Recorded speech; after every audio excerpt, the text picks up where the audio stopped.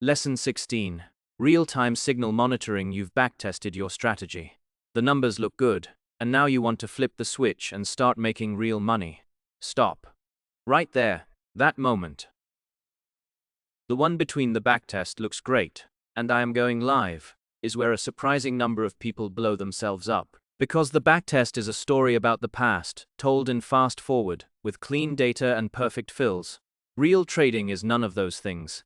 And there is a bridge between the two that almost everyone skips, to their regret. That bridge is called paper trading, or in Freqtrade's language, dry run. This lesson is about that bridge. What dry run actually is dry run is the bot's dress rehearsal. It runs your real strategy against real, live market data, in real time, generating real buy and sell signals. The only thing that isn't real is the money. No orders go to the exchange.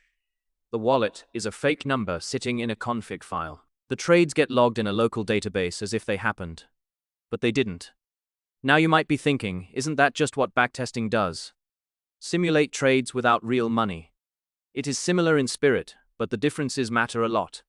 A backtest takes historical data you've already downloaded, runs your strategy over it, and finishes in seconds or minutes. It assumes every order fills instantly at the price the candle closed at. It can't simulate the messy parts of the live market. Dry run, on the other hand, runs continuously against live data as it arrives. Every 5 minutes, if you are on a 5-minute time frame, a new candle comes in. The strategy computes, and a signal might fire. The order sits there. The position is open. You watch it play out minute by minute, hour by hour, exactly the way live trading would. So backtest tells you whether your strategy would have made money on the past. Dry run tells you whether it is making money right now, in the market as it actually exists today. Why this step matters, let me give you the scenario that catches people. You backtest a strategy over the last 6 months, and it shows plus 25%. Beautiful. You are excited. You switch to live trading with real capital. First week, minus 5%. You panic, you rip the strategy out, you blame the bot. But the truth is uglier. The strategy was overfit. It was tuned to the specific patterns of those 6 months, and the moment it met a market that didn't match those patterns, it had nothing. The backtest couldn't tell you that, because the backtest only knew the past. Dry run is your early warning system. You run the same strategy live, with no money on the line, and you watch. If dry run comes in around plus 18% over a comparable stretch, you've got something. The numbers roughly agree with the backtest. The signals are coming when you'd expect. The strategy is behaving. If instead dry run comes in at minus 5, while the backtest says plus 25, you've found out for free what would have cost you real money to discover. There are other reasons it matters beyond just verifying the numbers. Dry run is where you find the bugs that don't show up in a backtest. The strategy code that works fine on historical data, but throws an error when an exchange returns something unexpected. The config file with a typo, the network blips. The way your notification system actually behaves when a signal fires at 3 in the morning. You want to find all of that when the stakes are 0. What dry run can't do. And here is the honest part, because I don't want to oversell it. Dry run is not a perfect simulation of live trading. It can't fully model slippage, which is the gap between the price you expect and the price you actually get when your order hits the market. In a backtest, you always get filled at the candle close. In dry run, Freqtrade tries to simulate some of this, but it is an approximation. It also can't model market depth, meaning what happens when your order is large enough to move the price against yourself. It can't model the chaos of extreme market conditions, where liquidity evaporates and spreads blow out. And it can't model the exchange itself going down at the worst possible moment, which happens more often than anyone wants to admit. So think of dry run as a very good rehearsal. Not the actual play. It catches most of the problems, but not all of them. The remaining ones you only meet when money is on the table. My rule of thumb is to dry run for at least 1 to 2 weeks, before even thinking about going live. 2 weeks gives you enough candles, enough signals, enough different market moods, to start trusting the numbers. A day is not enough. A few hours is definitely not enough. Starting it up, I am not going to walk you through every command, because the documentation does that better than I can. But let me tell you what is actually happening when you start a dry run. First, You've got a config file. The most important setting in there is the one that turns dry run on. There is a single flag, basically a true or false, that says whether the bot is in simulation mode or live mode. When it is true, you also set a fake starting wallet, like $1,000 of play money. And you don't need real exchange AP keys at this stage, because nothing is being sent anywhere. You pick a strategy, the one you've been backtesting, and you launch the bot. Within seconds, you'll see it log that it is started, that it is loaded your strategy, that it is connected to the exchange for price data. Then it just runs. Every few minutes, depending on your time frame, it pulls fresh data, runs the strategy over the new candle, and decides whether to do anything. Now how you keep it running matters. If you just run it in a terminal on your laptop, the moment you close the lid or the machine goes to sleep, the bot stops, and any open positions in the simulation just freeze. That is fine for a quick test. But for a real 2-week dry run, you want the bot to keep running whether your laptop is open or not. Most people either run it in the background with a tool like NoHub that detaches it from the terminal, or if they're on Linux, they set it up as a systemed service. Systemed is the cleaner option, because you can tell it to restart the bot automatically if it crashes, and even start it on boot. That is the setup I'd recommend if you are serious. You don't want to babysit the process. You want it to just run. Watching signals come in once it is running. The bot will start printing to the terminal. Every time a new candle arrives, it logs that. Every time it finds a buy signal, it logs that with the pair and the price. Every time it opens or closes a position, it logs that too, with a little table showing the details. This output is your window into what the strategy is actually doing. You'll see things like a buy signal on Bitcoin at 43,500. An order opened. A position table with the entry price and the current price and the unrealized profit. It is oddly satisfying to watch, in a way that is also slightly dangerous, because it can become a kind of slot machine. Try to resist staring at it. That is not the point. The point is to develop a feel for how often the strategy trades, what kinds of conditions trigger it, how long positions typically stay open, and whether the things it is doing match what the backtest said it would do.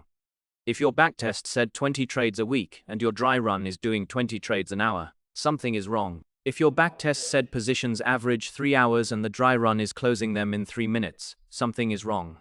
The numbers in dry run should roughly rhyme with the backtest. Not match exactly, but rhyme. You can also look at the log files.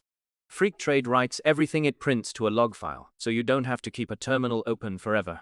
You can grep through that log for buy and sell signals, or for errors, and get a quick sense of what happened overnight while you were asleep. There are commands to show current open positions and to show summary statistics. Things like total trades, win rate, profit, per Pascal ER.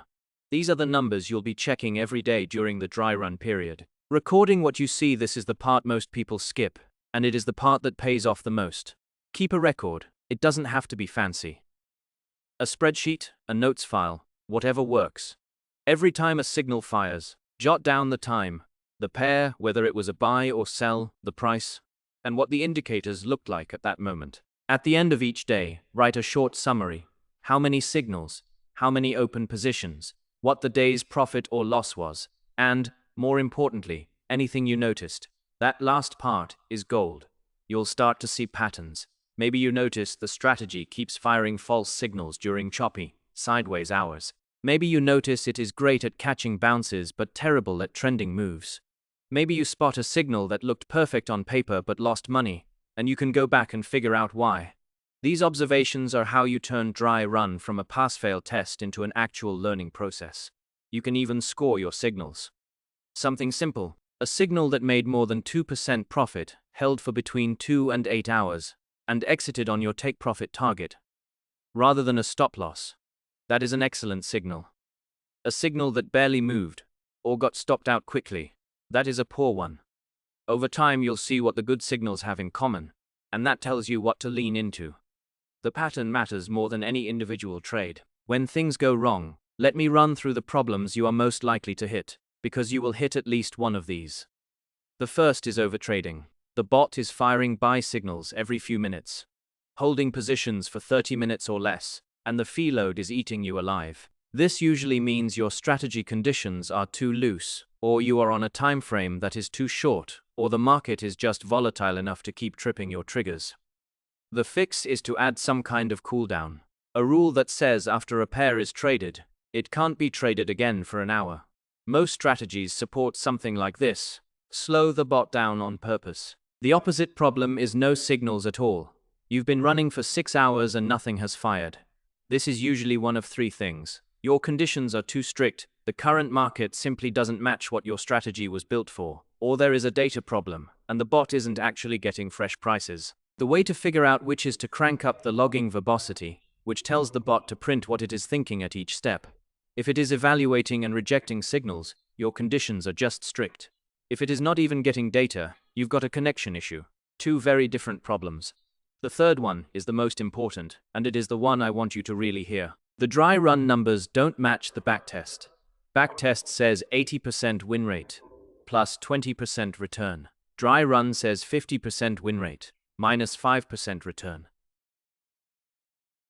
When you see a gap like that, the most likely explanation is overfitting. Your strategy was tuned so precisely to the historical data that it only works on that data. The other possibilities are real differences in the live data, execution delays you didn't account for, or just a different market environment than the one you backtested on. The response to a gap like this is not to immediately tweak the strategy. That is the trap. The response is to extend the dry run period. Do an out-of-sample backtest on data the strategy has never seen, and look at whether your parameters are suspiciously precise. If your RE threshold is set to 27.3, ask yourself why. Round numbers usually mean a human chose them. Weirdly specific ones usually mean the optimizer found a magic setting that doesn't generalize. Trust the round ones more. The fourth problem is the bot crashing or hanging. You'll see errors about the exchange not returning data, network timeouts, or a database lock. Network issues you handle by checking your connection, possibly setting up a proxy if you are in a region where exchange APIs are flaky. Database locks usually mean you've got two bot processes fighting over the same file. Kill everything. Clean up the lock files. Restart.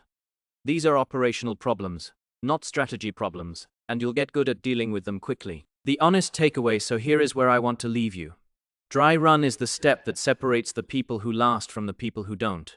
It is not glamorous. Nobody retweets a screenshot of their paper trading results, but it is the only way to find out, for free, whether the thing you built actually works in the market as it exists today. Backtesting gives you a hypothesis. Dry run tests that hypothesis against reality, with no money on the line. Only after dry run agrees with your backtest. Broadly, over a stretch of at least a couple of weeks, do you earn the right to put real capital in? And even then, go small. Real money does something to your psychology that paper money doesn't, no matter how disciplined you think you are. But that is a conversation for later in the course. For now, get a dry run going, let it run, watch it, record what you see, and resist the urge to fiddle with it every day.